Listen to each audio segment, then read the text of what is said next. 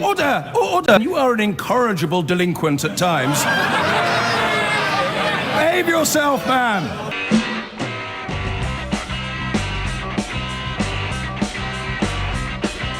I've been going out with a girl, her name is Julie, but last night she said to me when we were watching telly. If it's a ridiculous notion, how would you characterise what happened to Dave Smith and what happened to Jackie? That's state spying, isn't it?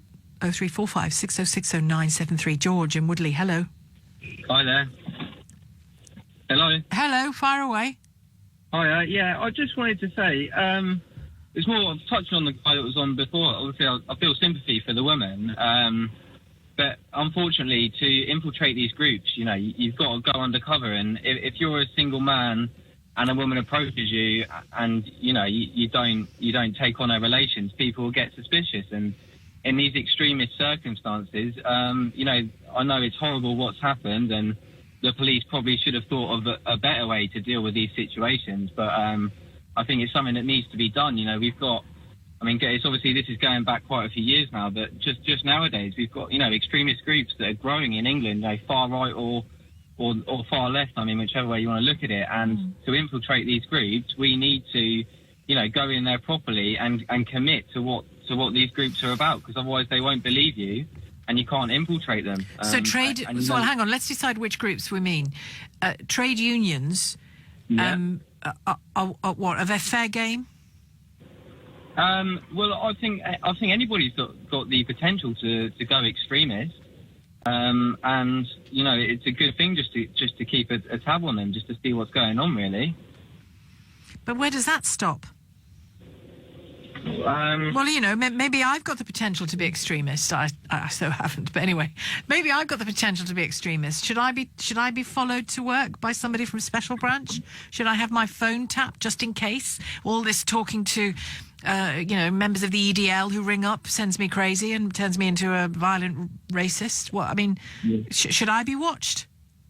Well, I think depends where the extremism stops, isn't it? I think I think if the government think you to be potentially extremist, then you should be watched. And if after a certain period of time of investigation they deem that, you know, you're not going to be an extremist or you're not in an extremist group, then the surveillance stops. But you accept, surely, that what happened to Jackie and the other women is, I'm sorry, there is no other way to describe it other than state-sponsored rape. That's what it was. I suppose that's the way you could describe it. I think it's horrendous. It is what it was. I couldn't agree more with you that the government and the police should have either informed these, you know, after the guy had left, inform the family, something like that. Obviously, while he's there, you can't. That'd be an interesting letter, wouldn't it? It would be an interesting letter, or maybe a personal letter, somebody actually going around. Obviously, I couldn't agree with you more. I think it's horrendous what they've done to these women. But unfortunately, if you're infiltrating, you know, groups like this, then it's something you have got to look at the bigger groups picture. Like what? UCAT, the construction trade union. What were they doing that was so terrible? Well, interesting. I can't get a statement from the Met, by the way. Can't get the Met to come on and talk to us. Well, that'd be nice, but probably never going to happen. It would be very nice. It would be nice. Yeah, I'm sure you'd tear them apart. Well, I don't want to tear them apart. I just want them to tell me the truth. Yeah, well, the truth would be nice. I'm a big supporter of the police. The police do very important things for us on a daily basis, and you know, and I get that some of their work probably needs to be a bit down low and dirty sometimes. But we need to but we need to know why. And if not every individual on the radio knowing why, then, you know, our trusted organisations need to know why. Yeah, it shouldn't be a behind closed doors case. I think some of the information should be made public, as I think a couple of people have previously said. Obviously, not all the information, because you could actually put people in danger at that point. I mean, you know, people. I mean, not necessarily this is going to happen. This is an extreme case, but what if a trade union, you know, all their jobs are going to get sacked? So one person in there thought, you know what? I'm going to build a bomb. I'm going to blow up the government and show them what's what. Now, if the police weren't in undercover there... Yeah, but George, there's no evidence that trade unions have ever gone for terrorism like that. But But you could literally apply. No, but you could apply that to absolutely anybody. That's the point I'm making. You have to have, in the same way that you have to have really good reason to tap someone's phone. And good that you have to have really good reason, and good that those who tapped into people's phones to get stories of celebrities or whatever else, shame on them, and good that they're being caught out and having to pay up, because it should be that we live, if we are the liberal democracy, the bastion of freedom that we say we are, then these things should be very rare, and increasingly they don't look rare, do they? No, they don't, but I think that's just the way that technology is going. That wasn't technology. That was human beings. That was back, yeah. But Hillsborough was human beings. Orgreave was human beings.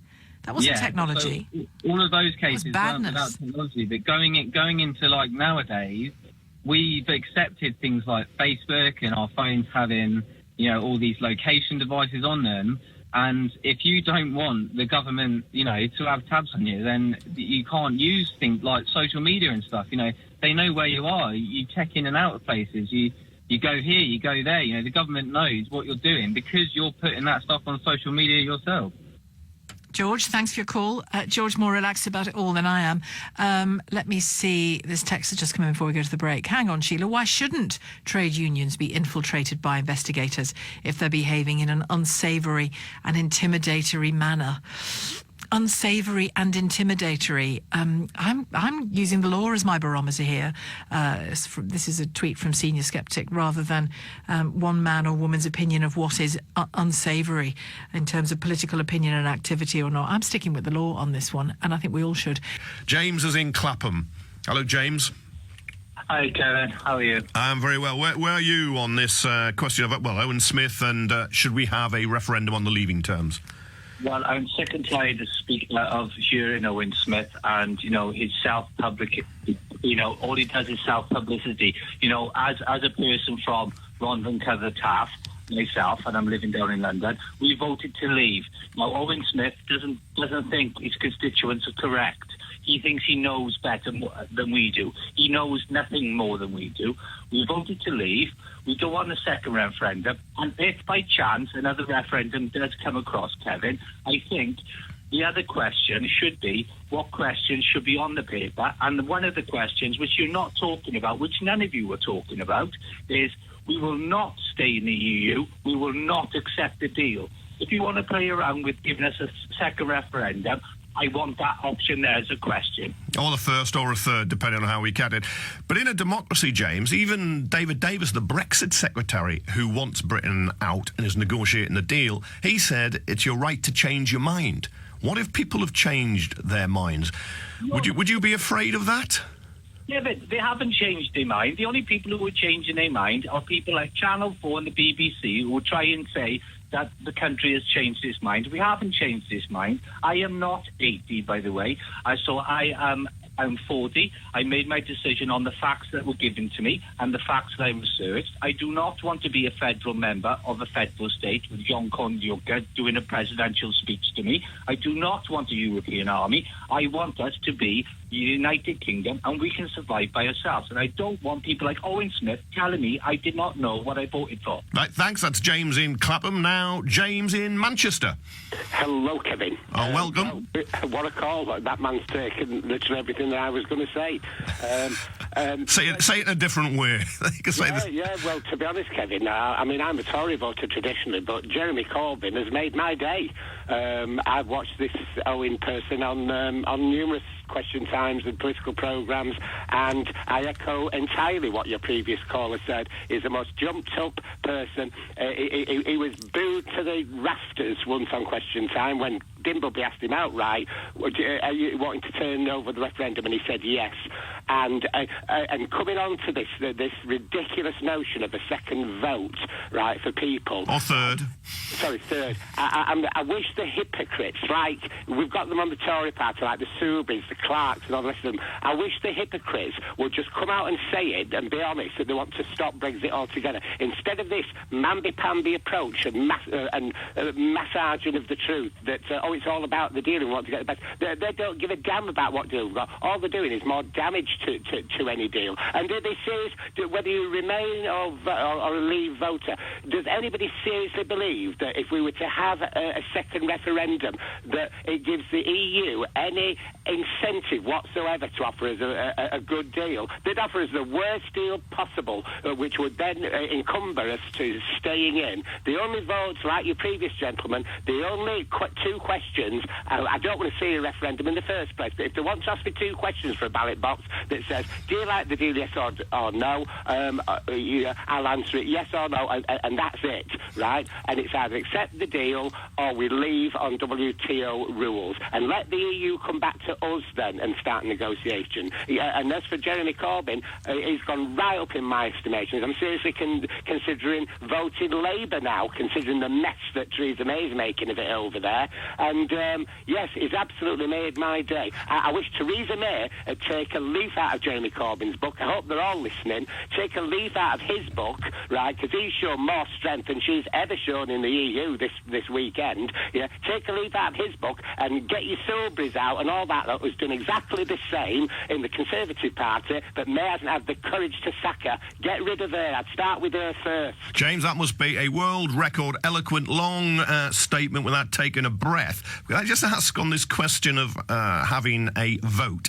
Political parties, if they feel they've elected the wrong leader, get rid of them and elect another one. UKIP's going through that process now.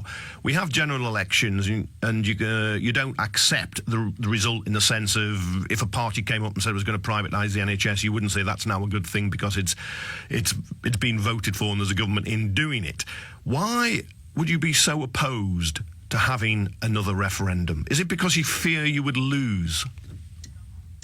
Oh, he's gone. He's gone. I thought I was right. Maybe he collapsed after that long statement without a breath. But he was rather good, actually, James. I thought somebody I wouldn't mind going for a pint with and having a good debate if he'd let me get a word in edgeways. Anthony's in Ealing.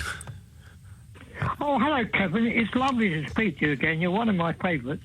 Oh, you're sweet. You can ring back. Well, it's true. I love your northeastern accent as well. Anyway, I don't agree with you because I'm a reluctant Brexiteer. Because I always loved the idea of the EU. I voted to go in. I voted to stay in. But now I'm a reluctant Brexiteer and I voted to come out. Because like everything else in this country, it's a question of class.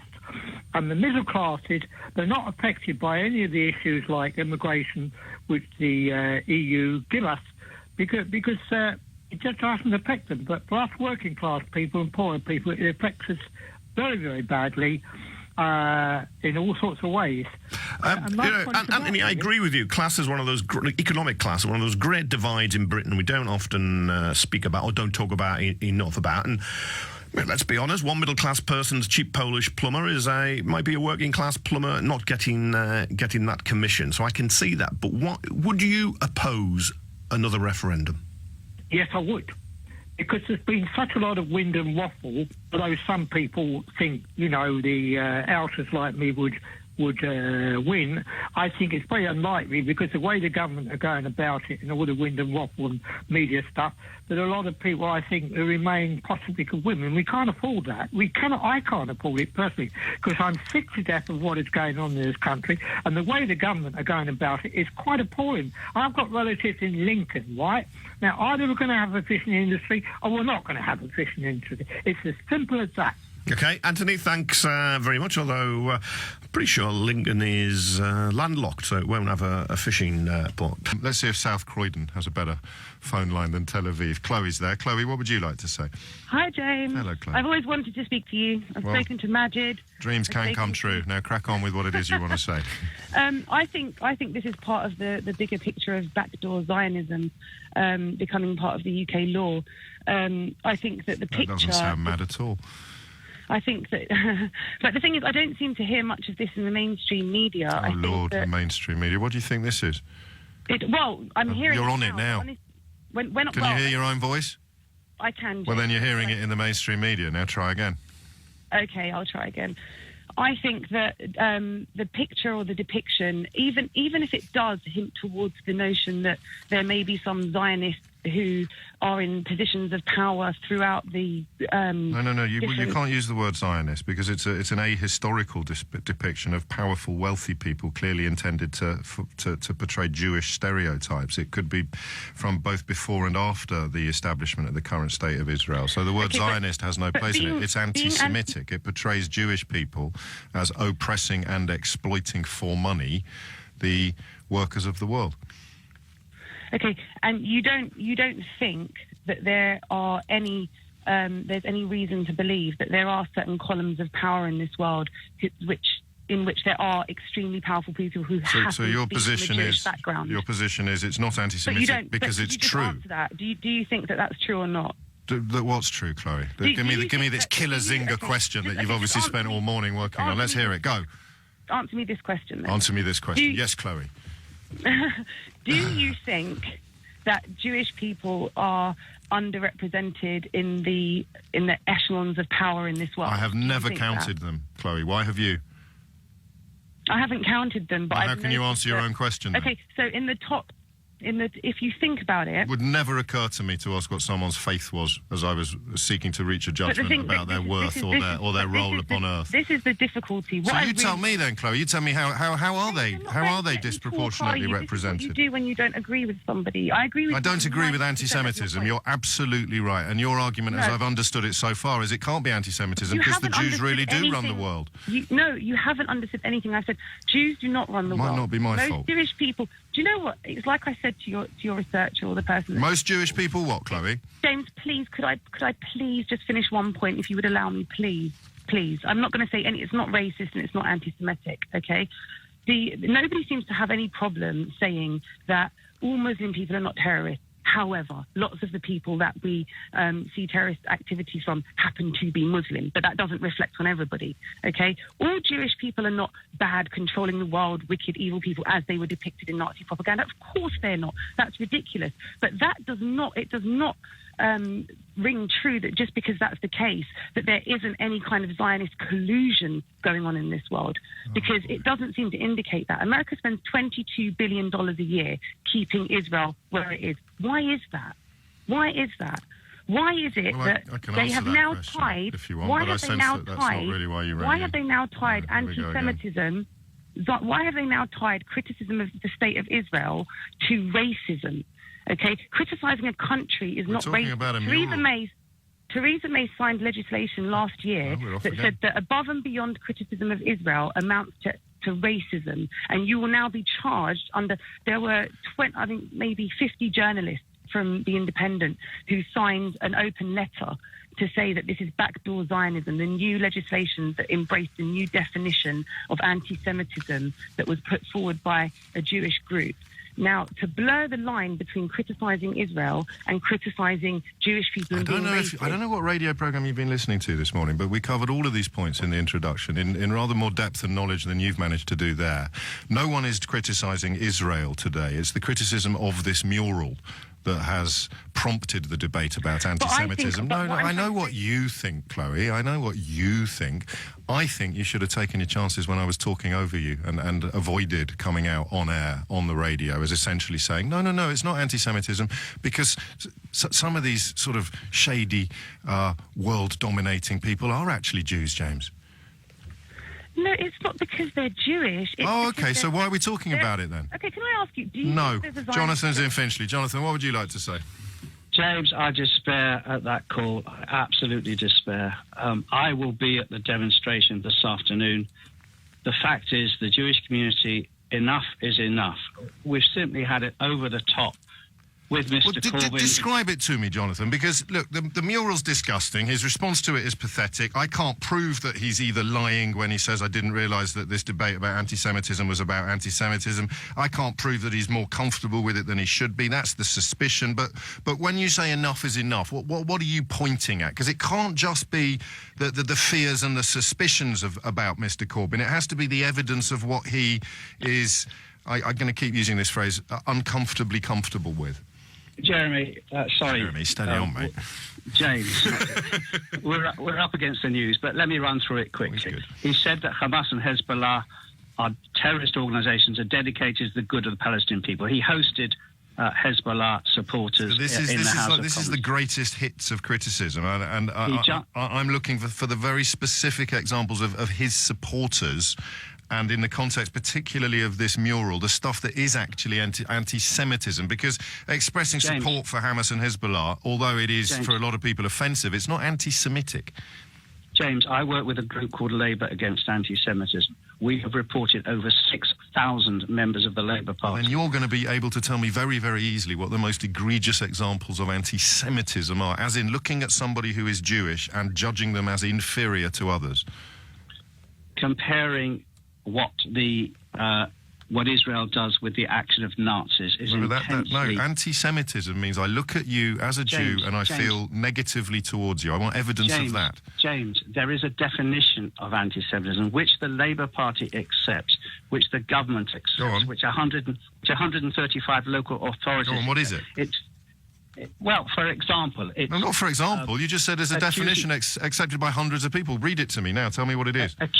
Accusing the Jews as a people or Israel as a state of inventing or exaggerating the Holocaust. Accusing Jewish who's done that then? When did Jeremy Corbyn do that? You interrupted me. You asked me to read it. I'm reading. Everyone's the same. Here we go.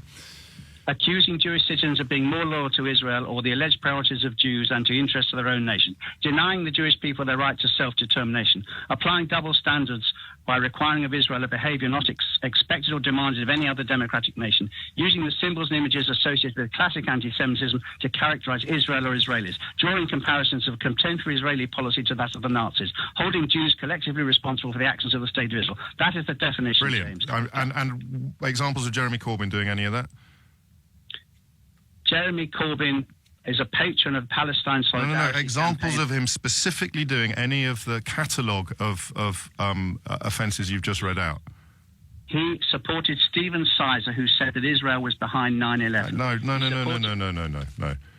Jeremy Corbyn does not believe that Israel was behind 9/11. So give me an example according to your own very detailed list. No, he supported Stephen Sizer, who said that I don't know who Stephen Sizer is, but if you want to say live on the radio that Jeremy Corbyn believes that Israel was behind the September the 11th terror attacks, I'll chip in for your legal fees. Representing me, I never said that. So give me an example of Jeremy Corbyn doing any of the anti-Semitic things that you just read out. He supported Paul Eisen, who's a constituent. I don't know what that means. I don't know what that means. I don't know who Paul Eisen is. I want a Jeremy Corbyn on the record doing any of the things you've just stated as the definition of anti-Semitism. Paul Eisen is a self-confessed Holocaust denier. So you think Jeremy Corbyn denies the Holocaust? I never said that. Right, so Jeremy Corbyn supports people that deny the Holocaust, and he supports people that think that September the 11th was a Jewish conspiracy, but he doesn't actually believe any of those things, Jonathan. Just to be clear, I've understood you correctly. He swims in a sea of anti-Semitism. So give me an example of the anti-Semitism. I'm very sorry, James, I can't, but I'm too embarrassed to say so. Andrew has called from Leeds and Betty in Lewis in East Sussex to talk about Northern Ireland and why, if this YouGov poll is to be believed, and it certainly reflects what I often get on the phone lines here on LBC, a kind of disinterest in Northern Ireland, a lack of care for Northern Ireland as a part of the United Kingdom. How do you see it, Andrew?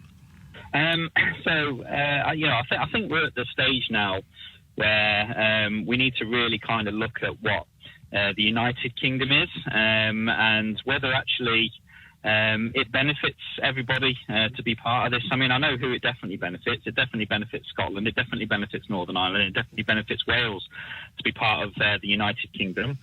But it doesn't really benefit England, I have to say, because, you know, if you look at, I mean, if you just let's break it down into the numbers, because it seems to me that people who want to remain in the EU, the only thing they really care about is money. And that is the overall sense that I get, is that the only thing that really bothers them is the financial implications of leaving the United Kingdom. Whereas if you're most Leave voters, the one thing, the only thing that matters is the fact that we have the right to self-determine our own country. We have the right to make our own laws. So let's look at the numbers. In the UK, these are from 2015, England contributed 1.4 trillion to the UK domestic produce. Scotland contributed 127 billion, Northern Ireland 34 billion, and Wales 56 billion. So the entire Scotland, Northern Ireland and Wales contributed less than London to the entire UK domestic produce. So what it comes down to is the idealism. You know, all I ever hear is the Scots want to leave, you know, the Northern Irish want to stay in Europe and they don't want a hard border. But it seems to me that England, you know, that our ideals are ignored. And money aside, do you have any emotional connection to the existence of the United Kingdom? I certainly do. I mean, I grew up as a child, and I've seen most people I've do seen nothing but the Welsh, the Scots, and the Northern Irish as my brothers and sisters. That's how I've grown up, you know. But at the same time, you know, I've had a job that took me deep into the heart of the Welsh heartlands, and you know, up into Scotland. My brother lives on the Isle of Bute, and you know, the Scots and the Welsh, the crux of it, they don't even really like the English. You know, they cheer when our teams do badly. And, Andrew, you know, it's not. I'm being honest here. No, I know, but I cheer when other people's teams do badly. But if you know, when I was growing up in an Anglo-Irish household, basically, when there was a sporting occasion on, if Ireland were playing, my dad would be supporting Ireland. My brothers would, as a kind of skit against him, support England. But if Ireland were playing Scotland, they'd be right behind Ireland. You know what I mean? It was. Yeah, absolutely. I'm not saying, you know, when Welsh had that really good run in the Euros, there was no one cheering louder than me when Wales were doing so well, even though we'd had a stinker. You know, I mean, and that's how, yeah, of course you see them as the home nations. I do, but when I start to hear things like they want to go against, you know, who do they want to stand with? Do they want to stand with England like they have for the last 400 years, or are they more attached to having EU paymasters? I don't understand it really. You know. Okay, Andrew, thank you. I'll have to leave it there with you. Thank you for your call, Andrew, in Leeds. Let's hear from Betty now in Lewis. Hello, Betty. Thanks for waiting. Oh, hello, Sheila. It's England that wants out. I'm English, by the way. You probably know that by now. Yeah, we've spoken before, yeah. Yeah, England wants out by a large majority. Scotland and Northern Ireland both want to remain in the EU, so why not let them? They've got more in common with each other than they have with England. Both fly the Saltire and both have devolved governments. This will solve the border question, the Irish question and the Scottish question. Northern Ireland and Scotland are both devolved and have separate governments. England has had no referendum for devolution. It's been regionalised into postcodes. South East, South West, West Midlands, East Midlands, North West. And are you reading that, Betty, or have you No, I've got it in my head, dear. I've had it in my head for a long time. Okay. And Impressive. This was done by a Scottish clan, the Scottish Mafia, Tony Blair's government in 1998.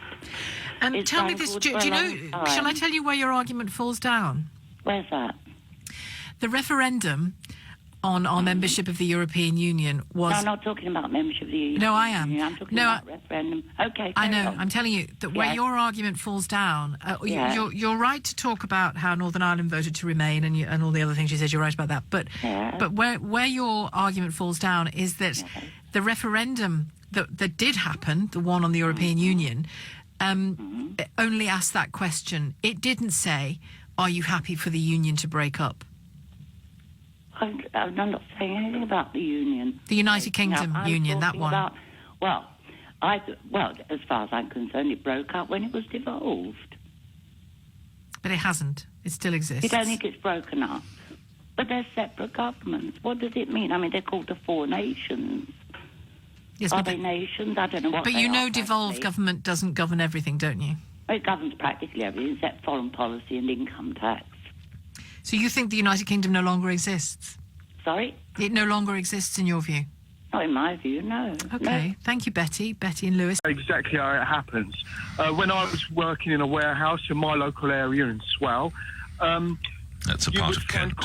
Yeah, that's right. Yes, Sitting a big distribution warehouse. They had quite a lot, I'd say about 90% in there were Eastern Europeans and very few were British workers. And the reason why is because not only did the local company move them down from up north and move them into properties down south and then called them local people, they often share 4 or 5 people per house. So there are 4 or 5 disposable incomes coming that can pay the outrageous £700 a month rent. Whereas a British family, I've got 2 incomes coming in, mine and my other half, and I've got 3 dependents to pay for. How can I work for minimum wage? You can't. It's the impact that it's had, isn't it, the arrival of these people. But do they work harder? No, of course, no, I don't think so. I don't think that. I think sometimes they're willing to take worse conditions because the conditions, especially when Poland first joined the European Union or any other Eastern European bloc country did, when they first joined the country, their conditions of work there were lower than ours.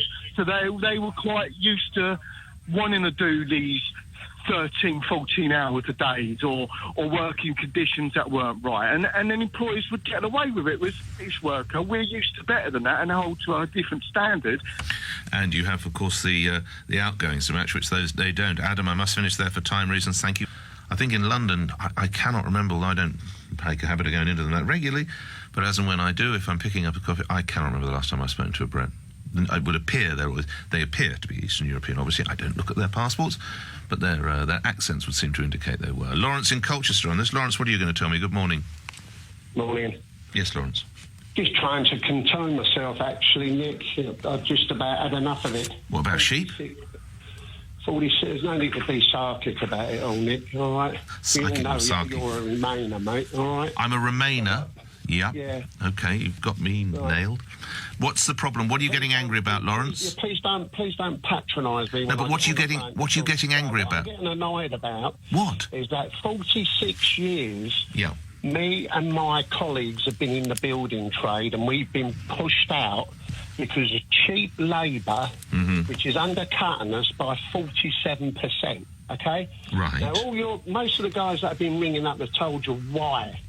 But the main reason why is because the big companies, the directors and the shareholders are earning massive profit. But there's no sin in a profit, Lawrence. What I've been seeing in the last 10 years, that people that are buying houses from the big builders, the big 5 top builders, and it's been in the papers, it's been on BBC Watchdog, the standard of workmanship is substandard. And I had to go to a job last week for one of the big builders. I don't think you can say all their work is substandard, Lawrence. Lawrence, you can't. Part of it that I have seen. Nick, I've been doing it for 46 years. I know how bad it is. If you know, Lawrence, you can't say every. If you know what the Lawrence, building works you can't say about, every job done by an Eastern European is a bad job. Every single job that I've been on, the work has been substandard. Now, people that buy new build houses, they either got the knowledge of what a building's about or they haven't. That's why these big builders get away from it. But it's getting to a stage now where I reckon within 2 years, if we don't get out and control this cheap labour coming into the country, there will be civil unrest.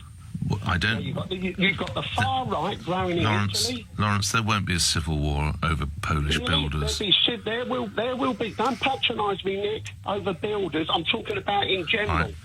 Let's bring someone. Lawrence, let's bring Lawrence. I just want to bring someone else in. Lawrence, let's get someone else have his turn. Don't go, Lawrence. Jag in Burgess Hill. You want to tell Lawrence that EU workers are better. Good morning. They are better. I am an employer in the retail. Yeah, you're an employer. No, let's hear Lawrence. Let's hear Jack. Go ahead, Jack. I'll come back to you, Lawrence. I'm an employer in the retail trade. If I put an ad out, all right, it's for counter staff. 70%, above 70% of all applicants are EU.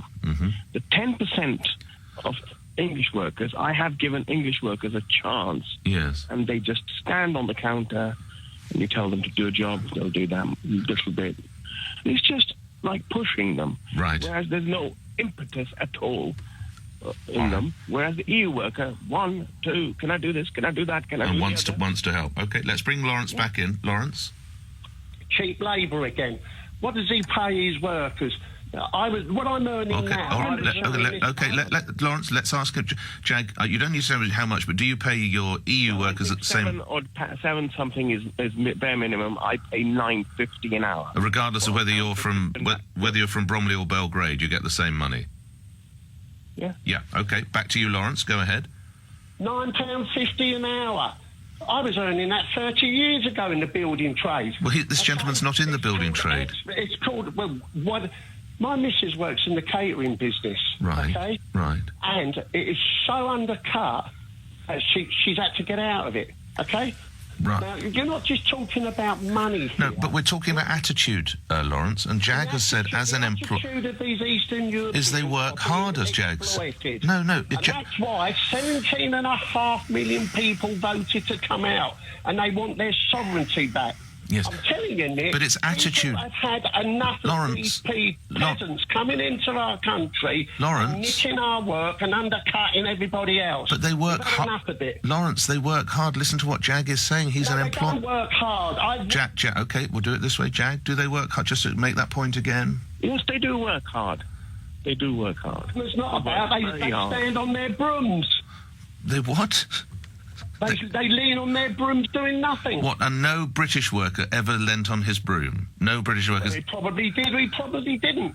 But what I'm saying is, you've got cheap labour coming in from countries that have been repressed for over 50 years. Or lastly, were you too expensive at one point? Was the British worker too expensive? I wasn't expensive. I've got city and guilds. I've worked in Buckingham Palace, Houses of Parliament. You name it, I've done it. Right. But maybe the British workers allowed their rates to get too high, and that's what allowed the Polish and Bulgarians. It's just you patronising middle class and upper class don't want to pay the going rate. That's what it's all about. Well, listen, it's actually the same as the big companies don't. If I can get my windows cleaned by Igor, that's half the money that I have to give to John, I'm going to use Igor, aren't I? And they're just as clean. Why wouldn't I? To your country, then, aren't you? Why am I a traitor to my country that I'm saving money? To your country because you're exploiting. You're putting a young man who's married with 2 young children out of work. Who's charging too much to clean inside and out? No, rubbish. Inside and out of my house is a lot of money. 3 months ago